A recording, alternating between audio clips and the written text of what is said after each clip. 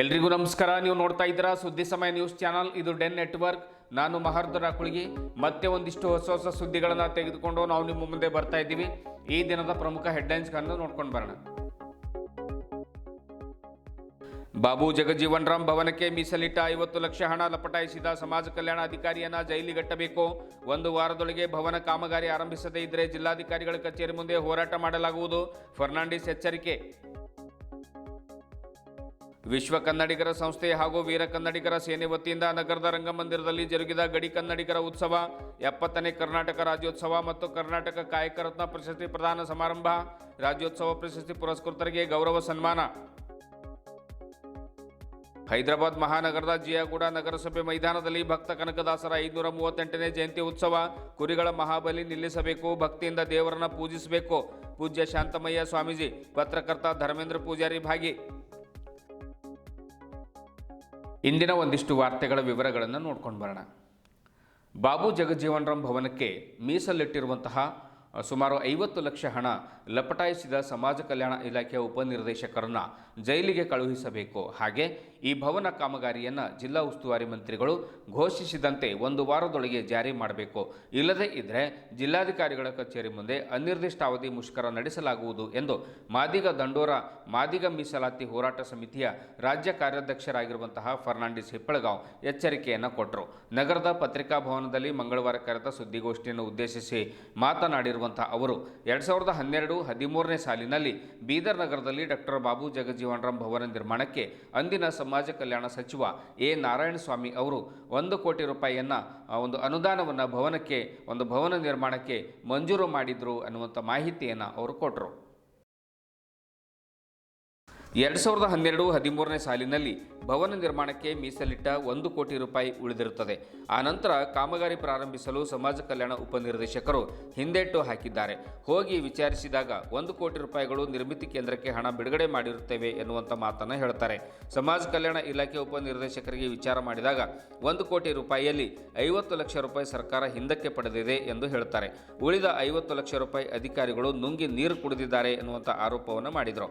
ಇದರ ಬಗ್ಗೆ ಸೂಕ್ತ ತನಿಖೆ ಕೈಗೊಂಡು ಸಮಾಜ ಕಲ್ಯಾಣ ಇಲಾಖೆ ಉಪನಿರ್ದೇಶಕರನ್ನ ಜೈಲಿಗೆ ಕಳುಹಿಸಿ ಆದಷ್ಟು ಬೇಗ ಭವನದ ಕಾಮಗಾರಿ ಪ್ರಾರಂಭ ಮಾಡಬೇಕು.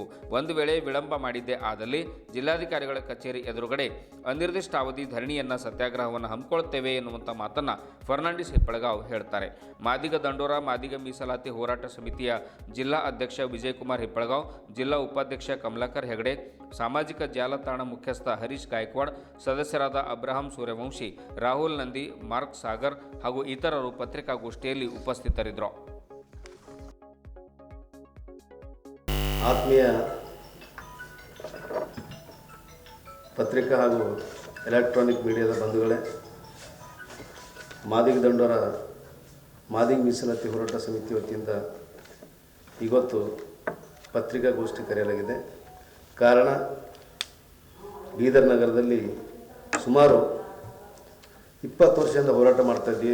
ಒಂದು ಬಾಬು ಜಗಜೀವನ್ ರಾಮ್ ಭವನ ಆಗಬೇಕಂತೇಳಿ 20-25 ವರ್ಷದಿಂದ ಬೀದರ್ ನಗರದಲ್ಲಿ ಮಾದಿಗ ಸಮಾಜದವರು ಅನೇಕ ಹೋರಾಟಗಳು ಮಾಡ್ಕೊಂಡು ಬಂದಂಥ ಉದಾಹರಣೆಗಳು, ನಿದರ್ಶನ ಕೂಡ ತಮ್ಮ ಮಾಧ್ಯಮ ಮುಂದಿದೆ.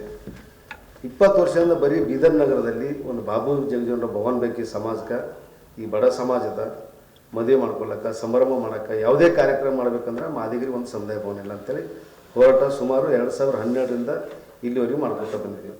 2012-13ರಲ್ಲಿ ಅಂದಿನ BJP ಸರ್ಕಾರದಲ್ಲಿ ಇರ್ತಕ್ಕಂಥ ಸಮಾಜ ಕಲ್ಯಾಣ ಸಚಿವರಾಗಿರ್ತಕ್ಕಂಥ ಏನು ಕೊಡ್ತೀನಿ ಅಂಥೇಳಿ ಅಲ್ಲಿನ ಕ್ಯಾನ್ಸಲ್ ಮಾಡಿದ್ರು.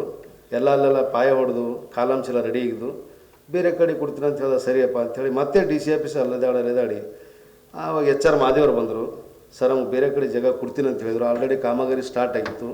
ಸಮಾಜ ಕಲ್ಯಾಣ ಸಚಿವರು 2018ರಾಗ ಇಂಜಿನಿಯರ್ ಬಂದು ಉದ್ಘಾಟನೆ ಮಾಡಿದ್ರು ಅಂತ ಹೇಳಿದಾಗ ಅವ್ರೇನು ಮಾಡಿದ್ರು, ಸರಿ ನಾನು ಬೇರೆ ಕಡೆ ಕೊಡ್ತೀನಿ ಅಂಥೇಳಿ ಬಂಜಾರ ಭವನ ಹತ್ರ 1 ಎಕರೆ ತೋರಿಸಿದ್ರು.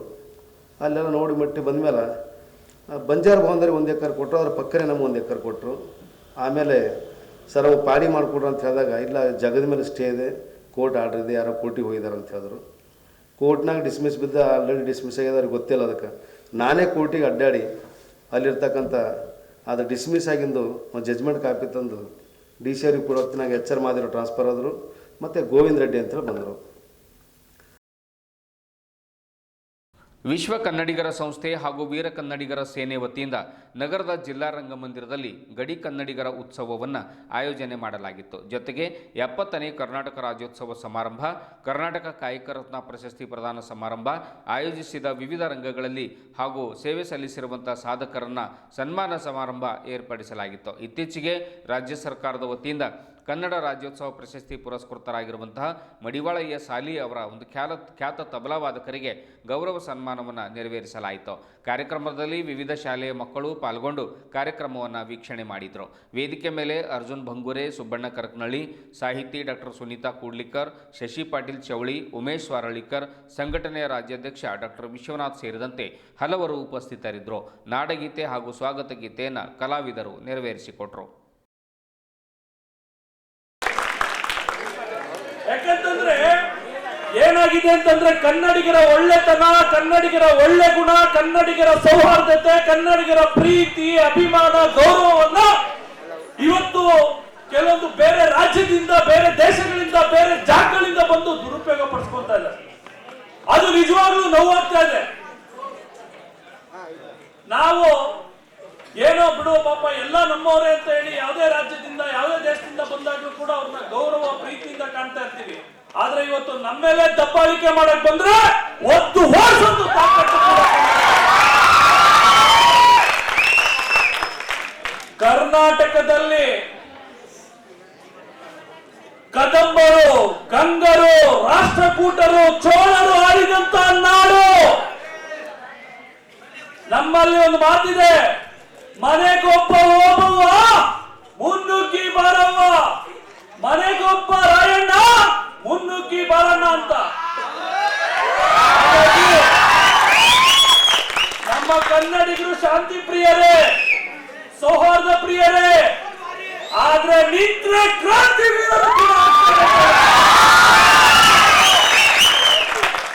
ಕೆಣಕ್ಬೇಡಿ ಕನ್ನಡಿಗರನ್ನ. ಕೆಣಕಿ ಕರ್ನಾಟಕದಲ್ಲಿ ಇರ್ತೀನಿ ಅನ್ಕೊಂಡ್ರೆ ಅದು ನಿಮ್ಮ ಭ್ರಮೆ. ಕರ್ನಾಟಕದಲ್ಲಿ ಇದ್ದಾದ್ಮೇಲೆ ಕನ್ನಡಿಗರಿಗೆ ಗೌರವ, ಕನ್ನಡಕ್ಕೆ ಗೌರವ, ಈ ನಾಡು, ನೆಲ, ನುಡಿ, ಜಲ, ಭಾಷೆಗೆ ಗೌರವ ಕೊಟ್ಟರೆ ಖಂಡಿತವಾಗ್ಲೂ ಗೌರವ ಕೊಡ್ತೀವಿ. ಇಲ್ಲ ಅಂತಂದ್ರೆ ಒತ್ತು ಹೊರಗಾಗ್ತಾ ಇರ್ತೀವಿ.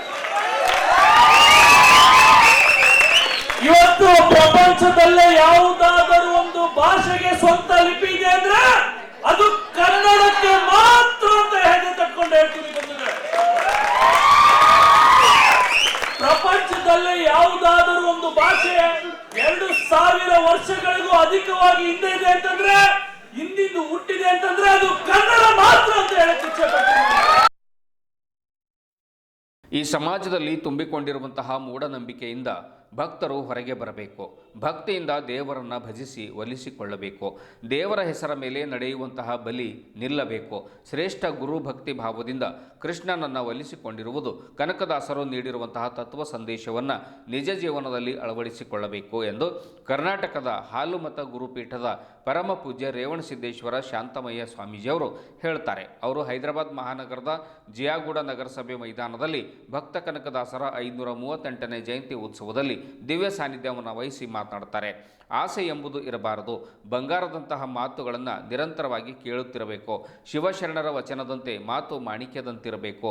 ಮಾತು ಪ್ರೀತಿಯ ಮಾತಾಡಬೇಕು. ಮಾತಿನಿಂದ ಜಗಳ ಆಗಬಾರದು. ಮಾತಿನಿಂದ ಎಲ್ಲರೂ ಒಂದೇ ಕಡೆ ಸೇರಬೇಕು ಎನ್ನುವಂಥ ಭಾವನೆ ಪ್ರತಿಯೊಬ್ಬರಲ್ಲೂ ಕೂಡ ನೆಲೆಸಬೇಕು.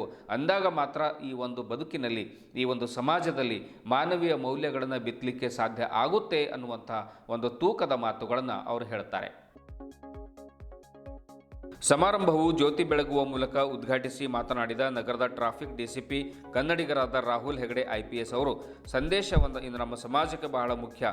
ಜಾತಿ ಭೇದ ಬೇಡ, ಮನುಷ್ಯನು ಮನುಷ್ಯನಾಗಿಯೇ ಬದುಕಬೇಕು.